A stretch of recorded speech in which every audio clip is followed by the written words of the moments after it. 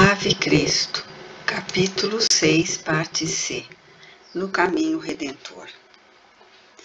Salientou Vetúrio que o machado nas mãos de Epípodo não seria usado em vão, mas Quirino, perverso, recordou que um servo delinquente, arrastado pela cauda de um potro selvagem, era sempre um quadro festivo, digno de ser visto. O dia do expurgo na fazenda de Opílio surgiu sob pesada expectação. Indisfarçável angústia transparecia do semblante de numerosos trabalhadores concentrados em extenso pátio. Vetúrio, Taciano e Galba, seguidos de Quirino, de outras personalidades destacadas e do mercador de cativos, penetraram o recinto impertigados, dominadores e livres. Rufo, ladeado por musculosos guardas, foi trazido ao centro da praça, em cujos limites se amontoavam homens, mulheres e crianças. Foi então que Vetúrio determinou que uma senhora e duas meninas se aproximassem. Eram Dioclécia, a esposa do prisioneiro, e as duas filhinhas, Rufília e Diônia, que o abraçaram com sofreguidão e alegria. Papai, papaizinho! As vozes cariciosas ecoaram comoventes, arrancando lágrimas, enquanto o escravo mostrava o pranto que lhe manava dos olhos como gotas de orvalho diamantino, deslizando sobre expressiva máscara de bronze. Epípodo, atendendo a um sinal do Senhor, separou o belo grupo familiar e a voz de Opílio bradou, emprestando às palavras o máximo de energia. Rufo, chegou o momento decisivo. Jurarás fidelidade aos deuses e serás salvo. Ou seguirás o impostor Galileu, sentenciando-te à morte e provocando o banimento definitivo dos teus. Escolhe, não há tempo a perder. Ah, Senhor, chorou o servo caindo de joelhos, não me condeneis, compadecei-vos de mim. Sou escravo desta casa desde que nasci. O infeliz calou-se, dominado pela angústia, e a cabeça, no outro tempo erecta e altiva, baixou o rosto até a poeira que Vetúrio pisava. Não invoques o passado, atende ao presente, porque a ilusão nazarena, quando as nossas divindades te propiciam o pão farto e a vida feliz? Rufo, porém, reergueu a fronte, recuperando a serenidade. Contemplou a esposa que o fitava amargurada e em seguida estendeu os braços para Diônia, meigo anjo moreno de 4 anos, que se precipitou de novo para ele, exclamando confiante: "O Senhor vem conosco, papai?" O interpelado fixou a menina com inexpressível ternura, mas não respondeu.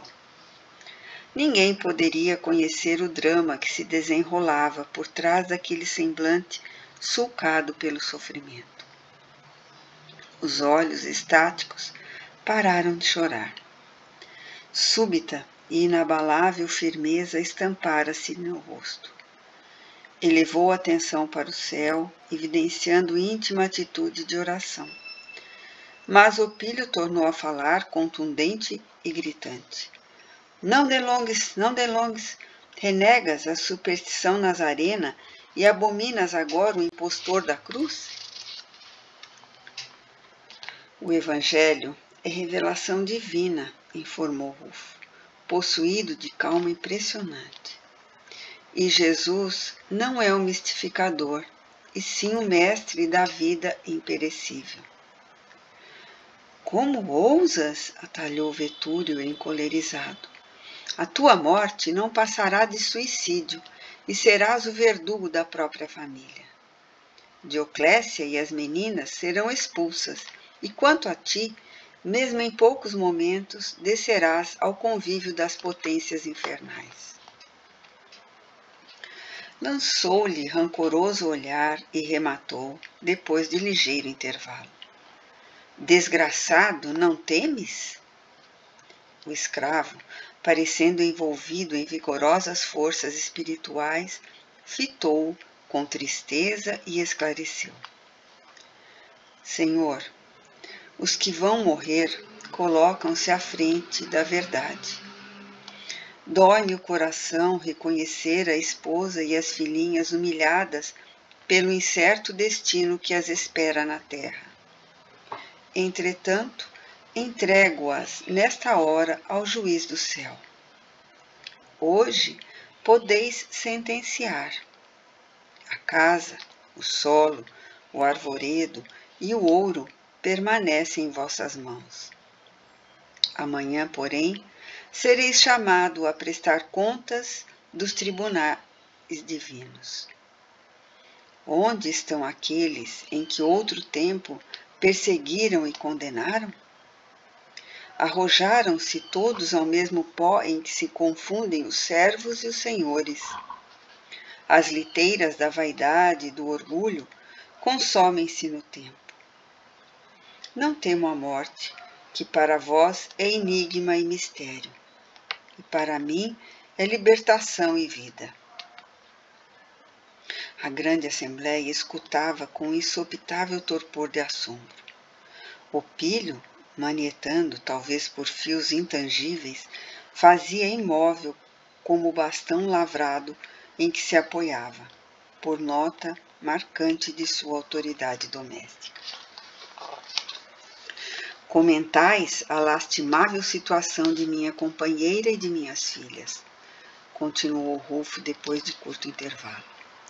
Em vista de vossa resolução, exilando-as para outras terras, no entanto, com o respeito que a vossa família sempre nos mereceu, sou levado a perguntar por vossos antepassados. Onde viverão hoje vossos pais? Os títulos do patriciado não exoneraram vossos avoengos dos deveres para com o sepulcro. Sois tão separado deles como serei doravante dos meus. E enquanto a vossa saudade vagar como sombra inútil, corvejando sobre os vossos dias, a dor de minha mulher, tanto quanto a minha própria dor, produzirão em nós a confortadora certeza de estarmos cooperando na edificação de um mundo melhor.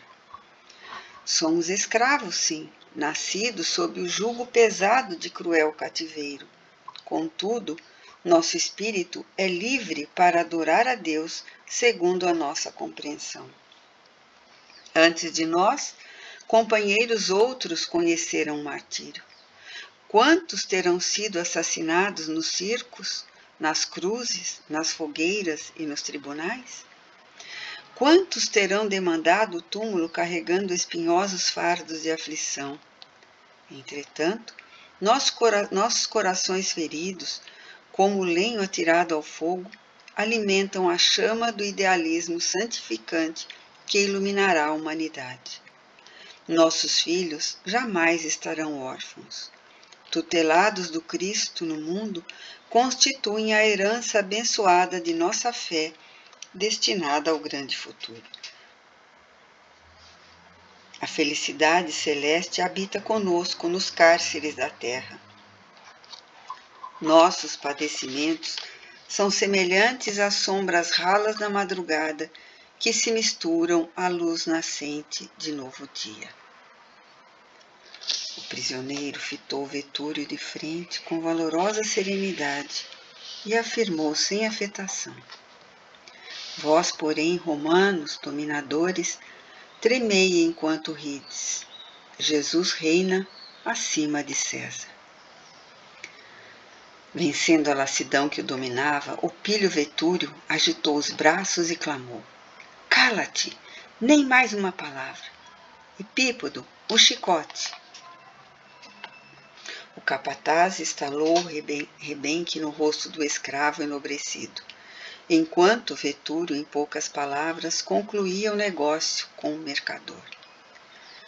Dioclécia e as filhinhas foram cedidas a preço ínfimo.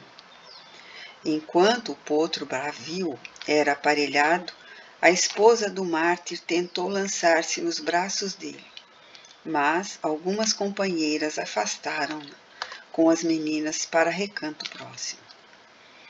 Rufo ia ser atado à cauda do animal que relinchava, escouceante, enquanto Berzélio, o comprador de cativos, abeirou-se dele e ciciou-lhe aos ouvidos. Tua família encontrará um lar em nossa casa da Aquitânia.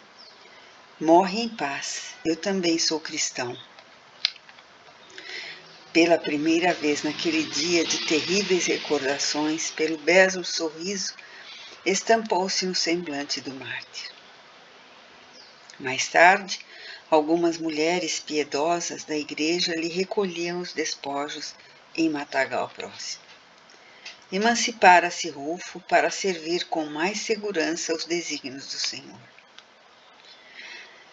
Da elevada janela dos seus aposentos de exílio, Cíntia acompanhara a cena horrenda, vendo o animal desembestar pelo bosque, arrastando a vítima indefesa, desmaiara de pavor. Escravas de confiança, orientadas por Helena, aflita iam e vinham na azáfema do socorro. Tassiano esqueceu as visitas e colocou-se ao lado da enferma, acabrunhado e abatido. 2 horas de expectativa correram pesadas e tristes. Depois de muitas massagens e de vários excitantes nas narinas, a senhora acordou, mas, para espanto de todos, desferia estranhas gargalhadas. Cíntia Júlia estava louca. A família Vetúrio, desde então, cobriu-se de provas inquietantes. 1 ano decorreu sem novidades de vulto. Excursões diversas nas Gálias foram efetuadas com a doente na companhia de Opílio e Tassiano em busca de melhoras que não apareceram. Médicos e oráculos famosos foram consultados sem proveito.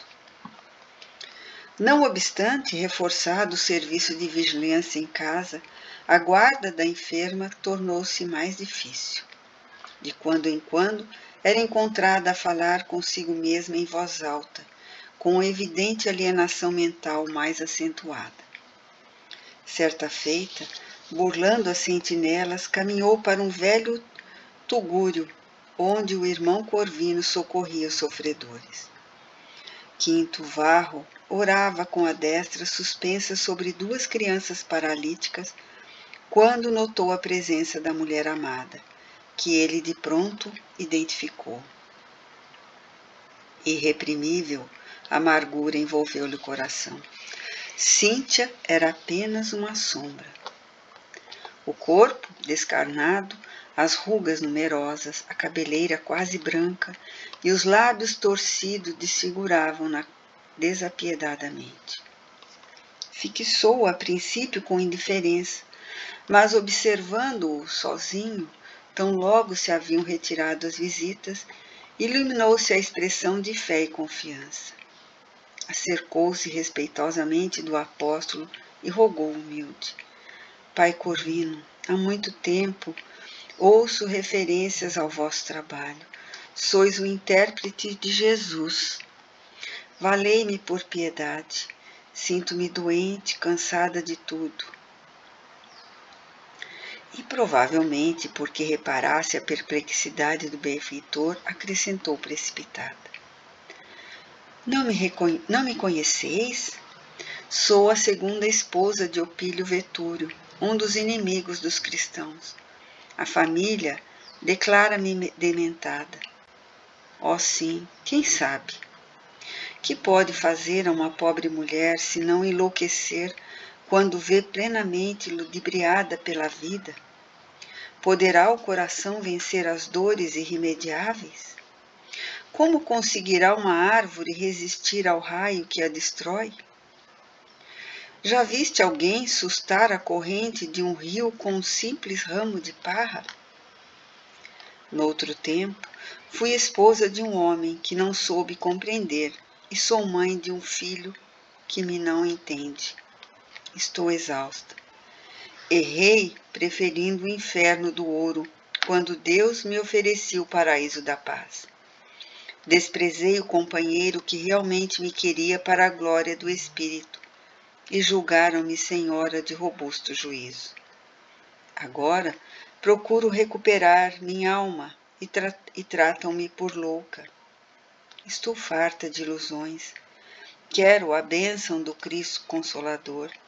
Aspiro à renovação.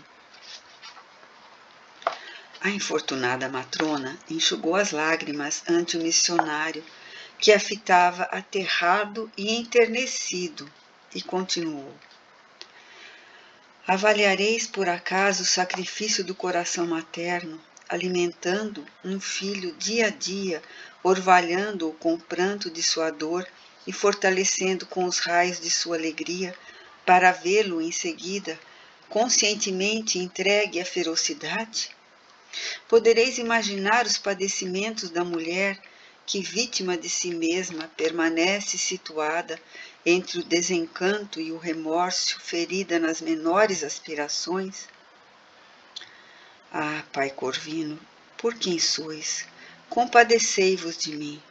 Desejo buscar o Mestre, mas estou condenada a respirar entre os ídolos que me enganaram.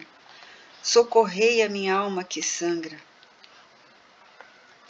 Ajoelhou-se como quem nada mais poderia dar de si própria senão a suprema humildade, e com surpresa verificou que o irmão dos infelizes tinha lágrimas abundantes. Chorais? Bradou a enferma perplexa. Só um emissário do Senhor pode assim proceder. Sou culpada, culpada. Lançando os olhos para o alto, começou a gritar com manifesto desequilíbrio. Perdoai-me, ó meu Deus, meus pecados são enormes. Tenho crimes que provocam o pranto dos vossos escolhidos. Malditos os deuses de pedra que nos arrojam aos despenhadeiros da ignorância. Malditos os gênios do egoísmo, do orgulho, da perversidade e da ambição.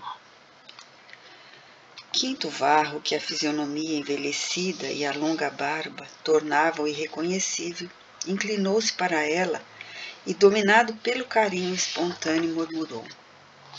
Cíntia, espera e confia. Deus não nos esquece, mesmo ainda quando sejamos induzidos a esquecê-lo. Estranho fulgor estampou-se ao semblante da enferma, que lhe cortou a palavra, exclamando.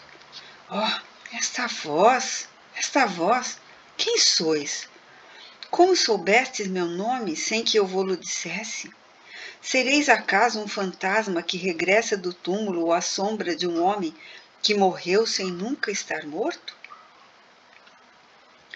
O missionário afagou-a com ternura e osculou-lhe os cabelos, copiando instintivamente os gestos da mocidade.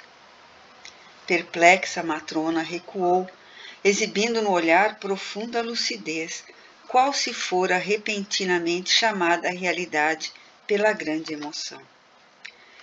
Fixou o interlocutor de frente com inexpressível espanto e gritou. Varro! Na inflexão com que pronunciara aquele simples nome, colocara todo o amor e todo o assombro que era capaz de sentir. O apóstolo, no entanto, debalde, aguardou a frase que se lhe apagara nos lábios descoloridos. Cíntia contemplou-o por momentos curtos, emudecida, mantendo-se na expressão fisionômica e estática felicidade de quem encontrara um tesouro há longo tempo acariciado. Um peregrino da fé que surpreendesse o paraíso não revelaria maior ventura que a daquela face transfigurada por suprema alegria interior. O quadro inolvidável, porém, foi breve, como um relâmpago dentro da noite. Destrambelhado o coração pelo júbilo do reencontro, a pobre senhora empalideceu repentinamente. Os órgãos visuais arregalaram-se nas órbitas e o corpo oscilou desgovernado. Varro, aflito, correu a ampará-la. A agonizante aquietou-se-lhe nos braços com a submissão de uma criança. O valoroso patrício, que a fé metamorfoseara em sacerdote, roceando-lhe os rostos de lágrimas, cerrou-lhe os olhos piedosamente. Cíntia Júlia morrera como um passarinho, sem estertores, sem contrações. Apertando-a de encontro ao coração, Quinto Varro soluçou, balbuciando uma prece. Senhor, clamou ele, tu que nos reúnes com bondade, não nos separarias para sempre. Amigo divino, que nos concedes a luz do dia depois das sombras da noite, dá-nos serenidade, finda a tormenta. Ampara-nos o coração desarvorado nos tortuosos caminhos do mundo e abre-nos o horizonte da paz. Tantas vezes morremos nas trevas da ignorância, mas a tua compaixão nos ergue de novo à claridade divina. Nada posso pedir-te, servo que sou agraciado por tantas bênçãos imerecidas, mas, se possível, rogo-te proteção para quem hoje te busca, com o espírito sedento de amor. Ó Mestre de nossas almas, socorre-nos na solução de nossas necessidades. Nada podemos sem a tua luz. Sufocado pela emoção, silenciou. A oração falada morrera-lhe na garganta, mas o espírito fervoroso prosseguiu em súplica silenciosa, que somente foi interrompida com a chegada de um irmão que o auxiliou a prestar as derradeiras expressões de carinho à morta, cujos lábios se entreabriam imóveis num sorriso indefinível. Um mensageiro de confiança foi expedido ao palácio do Vetúrio, mas, temendo represálias, o emissário apenas notificou que a senhora, vítima de inopinado mal-estar, exigia imediata assistência. A notícia foi recebida desagradavelmente. Aquela fuga para o círculo cristão era detestável acontecimento. Epípodo, o chefe da vigilância, foi advertido com severidade e um homem da estima familiar, à frente de vários cooperadores, foi incumbido de superintender a remoção da enferma para casa. Esse homem era Flávio Súbrio. O velho soldado procurou o irmão Corvino e, surpreendido por aquela voz que não lhe parecia estranha, veio a conhecer a deplorável ocorrência. Lançando olhares desconfiados para o apóstolo, que tinha nome idêntico ao da vítima que ele nunca esquecera, providenciou respeitoso o transporte do cadáver, que Varro ajudou carinhosamente a instalar na carruagem, convertida em coche mortuário. Infinita consternação envolveu a residência romana, outrora fulgurante e feliz, e ao entardecer, um pelotão de legionários cercou o casebre que o irmão Corvino meditava. Vetúrio reclamara-lhe a prisão para o inquérito que pretendia instaurar. O presbítero foi assintosamente recolhido e encarcerado sem a menor consideração. O martírio supremo de Quinto Varro ia começar.